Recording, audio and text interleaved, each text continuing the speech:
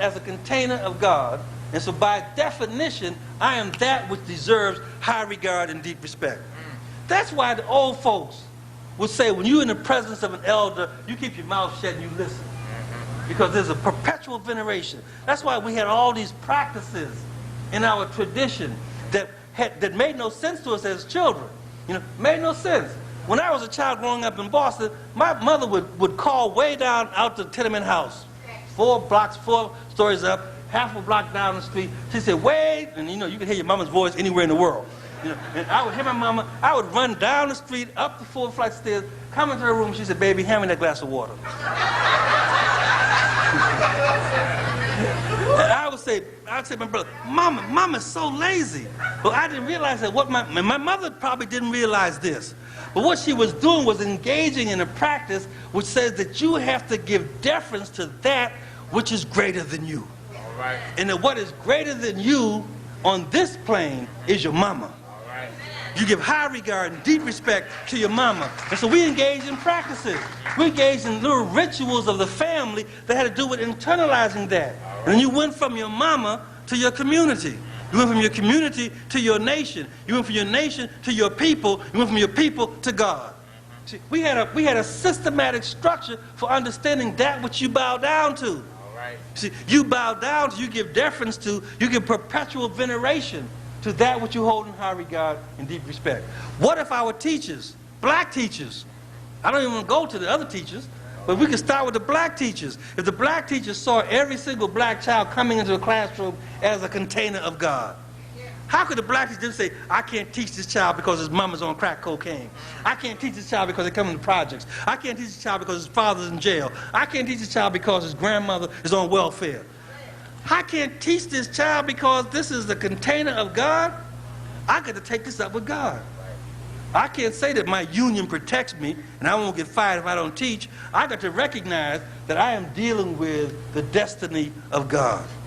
We have to understand that our way, our tradition spoke to development. All right.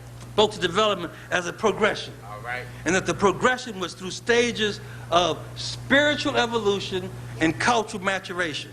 If I do nothing else tonight, take that home with you. All right. The idea that growth and development is found in spiritual evolution and cultural maturation. How many of us can say that I am at a level 3 of cultural maturation, just to be sort of silly here? All right. But the idea that my manhood is tied to levels of cultural maturation, that my womanhood is tied to levels of spiritual evolution.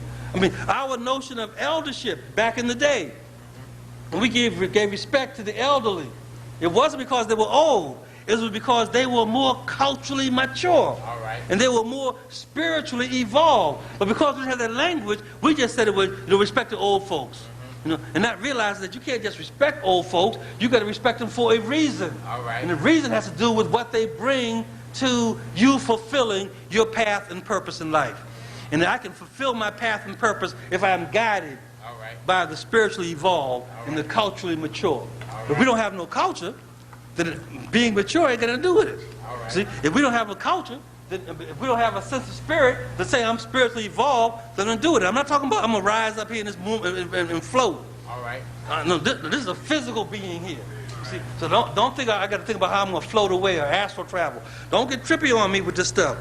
This is real grounded stuff. This is energy, And I can understand how electricity makes the light shine. But you start doing all the spooky stuff, then you just go someplace else with that. Because this is not spooky. This is grounded science. The Songhai people, the Sonai people, Sonai people, another ancestral rite, say that in the hottest part of the day, when it's most hot, when the sun, and this sun icon keeps popping up from ancient Kemet all over Africa. This sun, when the sun is at its fullest expression, when it is most dazzling, when it's most radiant, when it is brightest, that sun we call the Wani Bibi, the black sun. The black sun. What would happen if when I saw this brother right here and he did some good shit, I said, "What's up, Wani Bibi?" That you're a Wani Bibi. You are the best expression of yourself that you can be at this moment. That's what happens with Michael Jordan. There's some stuff that is incomprehensible. on the basketball court. That's what happens when black physicists, I think you mentioned, when our genius solves white folks' problems for them. You know, we are going beyond them to solve their problem. That's Wani Bibi. Right. See, what would happen in a classroom environment if our children referred to each other as Wani Bibi when they did good, as opposed to boo, or hoe, or bitch, or skank? You see that this language becomes critical to understand that's grounded in something. The song guys say that you are Wani Bibi when you're in your fullest expression, when you're at maximum in your brilliance, when you glow. When you glow. Is that connected to your grandmama when you went to school that first day and she would literally polish you up, Vaseline all over your face, on your elbows, ankles? I mean, and we say, well, they just want you to go out looking ashy. Right. I mean, that was our baby interpretation, right, that we can't be ashy in public. Right.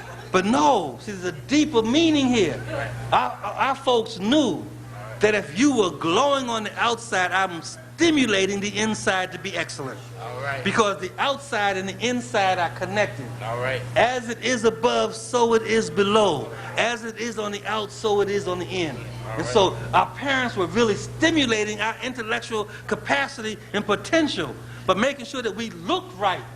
That's why black folk we don't just, until recently, we don't just go anywhere looking anywhere. All right. You know, old folks say, don't go nowhere because if you get in an accident and you got torn drawers on. Right. You know, they take you to the hospital and your drawers are torn. Ain't no one can see my drawers. No, I got drawers on. Right. You see, but the fact of the matter is, they were saying that there's a connection here. All right. See, we gotta think like Africa. Right. We gotta have this conversation with Africa that's not just romantic.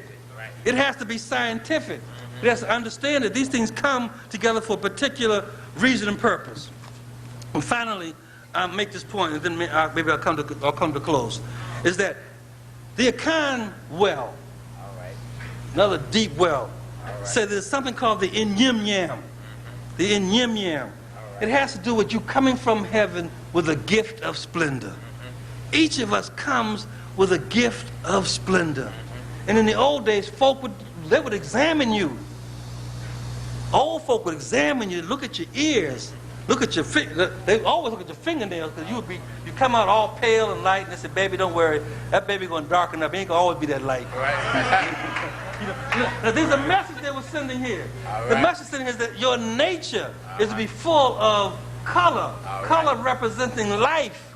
You see, it wasn't just about pigmentation. They're talking deeper than this. But they would examine you. See your big old ears. This is got ears like Moses. And you know, Moses was always causing shit in the family. You know, so you got to do this with this child. See what's happening here? Our folk were identifying what spirit came back and then writing prescriptions for how best to develop that spirit. You see? And so we got to look at that, this Inyim-Yam, this gift of splendor, so that you come with the radiance of your face. You come with the radiance of your face. So I got to look at you, see who you are. I got to look at your face, look at your signature to understand what you are capable of. How do we get back to that? How do we get back to understanding that? Old folks say that, I read him, that's why I know he ain't no good. You know, I read him. You know, and so what do you mean you read him? Well, see, our scholars hadn't gone and got the terminology. See, the Inyim-Yam says that you come with a gift of splendor and it radiates in your face. And so I can read you. I can know when you were bullshitting. You know, and that's why it's so important for men to check other men about wrongdoing, because we know the bullshit. You see? And so now we say, well, they don't know. We in a gender-free society, and women can do this, and men, it ain't all the same. It ain't all the same. That men have to take care of the affairs of developing men. Now there's a time when women are important to that process, but men cannot be absent from the process. That women have to be involved in the development of what it is to be a woman. Men should be involved in that, but women can't be absent from it. See, we get confused by following God's not our own. So we follow all these theoreticians about human development and got nothing to do with African people. The Inyim-Yam says that that your personal destiny is in your face. It is a blueprint of your soul's capacity to succeed.